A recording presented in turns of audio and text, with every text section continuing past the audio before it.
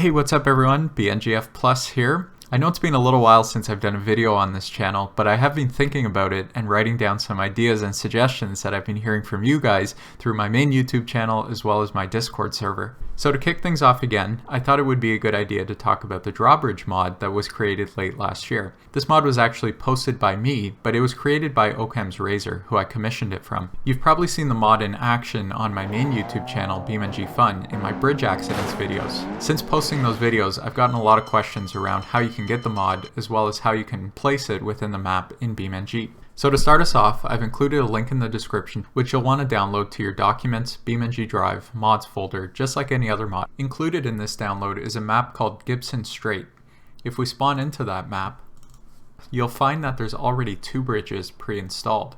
This is a good starting point if you just want to start experimenting and playing around with the bridges. Let's take a quick look at the controls of the bridges and how they work before we jump over to other maps and start setting them up there. So these bridges are actually considered vehicles in the game. This means that when you press your tab key, you can switch over to them. With one of them as your active vehicle, you'll find that you can press the space key to toggle opening and closing the bridge, or you can manually open and close it by holding down the page up as well as the page down keys. By default, the bridge opens somewhat slowly, but this can actually be changed from the vehicle tuning menu. So if you press Ctrl W on your keyboard and go to tuning, you'll see that you can change both the lift amount, which is the amount in angle degrees that it opens and closes, all the way up to 45 degrees or just down to 8 degrees.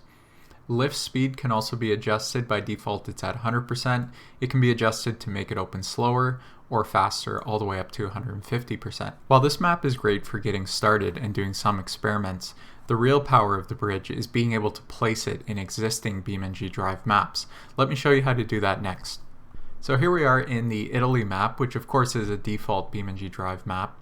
So the first thing we'll want to do is scout out a location. I'm going to press my Shift-C key and then use my mouse and WASD keys to move the camera. I can hold down Shift to speed things up. And you'll see over here a pretty good spot where we can place the bridge. The first step is to remove the existing one. So I'm going to press the F11 key, and that's going to open up my world editor. And I'm going to start by doing the object select, which is the pencil icon at the top. And if I click on the bridge, it'll be selected and I can press my delete key. You'll find that a lot of times there's some other pieces that you'll also need to click on and hit delete. So we're going to go ahead and do that. Sometimes the bridge will leave behind these marks. These are actually part of the road. So what I'm going to do is click on the decal road editor at the top. And if we click on the existing road, which you can see spans across where the bridge used to be, we can also delete that as well.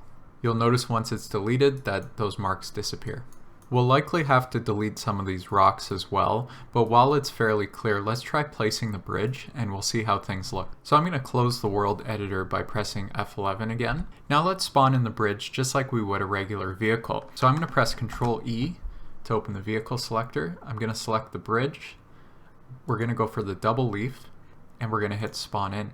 Okay, so obviously that's not where we want it, so I'm going to hit Shift-C again.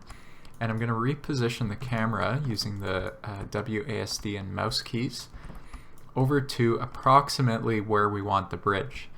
And then now if I press F7, that's going to spawn the bridge or move the bridge over to about the location where we want it. Obviously we need to straighten it out. So we're going to press F11 to come back to World Editor, and we're going to click on the vehicle. And using the rotation as well as the transform, which is 1 and 2 on your keyboard, we'll start with rotation by pressing 2. We're just going to want to straighten it out and try to align it with the spot where we want it to go. Since we probably want the bridge to be perfectly flat, one thing we can do is look at the rotation values over here on the right hand side, and we can change the first 2 to 0 and 0. And press enter, and that's going to make the bridge completely flat. Now what we can do is we can go back to our transform tool by pressing the 1 key, and we can start to place the bridge where we want it to be. You'll need to use a combination of the translate tool, the rotation tool, as well as moving the camera around to get the bridge positioned how you want it. Now that the bridge appears to be in place, we can unpause the game using the J key, and we can even try opening it by pressing the spacebar. You'll notice the left-hand side is opening a little bit faster than the right-hand side, and in fact the right-hand side is actually colliding with a bit of the terrain over here. So to fix this, I've reset the bridge and I'm going to pause the game again. And we're now going to use two tools. We're going to use the forest editor as well as the terrain editor to clean up some of the terrain around the bridge. So if we zoom in a little bit closer to one of the sides here, I'm going to open the forest editor along the top. I'm going to make sure I have select item selected on the left hand side here. And we're going to start clicking on some of these rocks that look like they're interfering with it. So if I click and hit delete, we can start cleaning some of these up. Same thing over here on the other side, and then of course on the other end of the bridge as well. And if we move the camera to underneath one of the ends of the bridge, you'll see some of the mechanical functionality of it. If I press the space bar, you'll see that there's actually a counterweight that gets lowered, which is what raises up the bridge.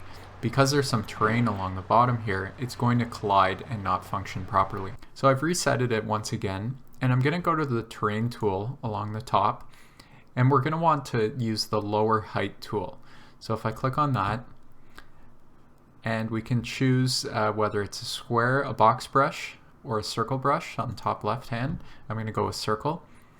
And if we move the mouse wheel up or down, we can increase or decrease the size of the tool. So I'm going to put it about there. And I'm going to click and hold as I'm moving my mouse over the terrain, and that's going to push it down and away from the bridge.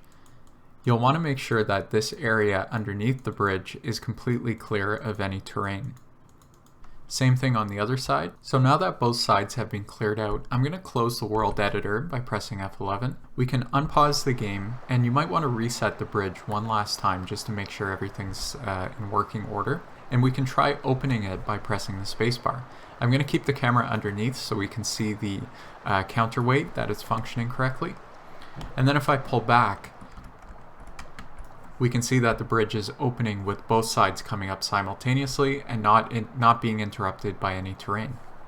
Alright, so that's essentially the concept for placing the bridge on an existing map. There's a couple other maps that fit the bridge well. For example, East Coast, you can place the smaller version of the bridge. There's a couple other spots in Italy as well over the river.